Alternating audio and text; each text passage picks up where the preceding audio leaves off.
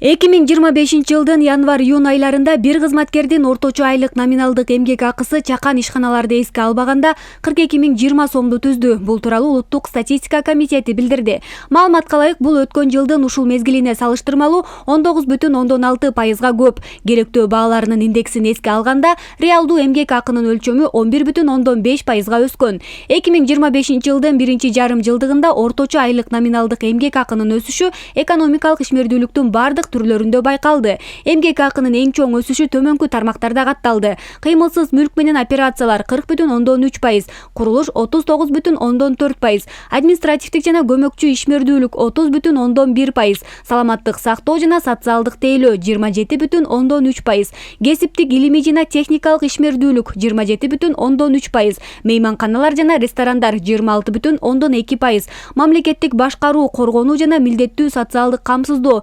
24,2%, финансылык ортомчулук жана камсыздандыруу 22,9%, башка тейлөө кызматтары 21,3%.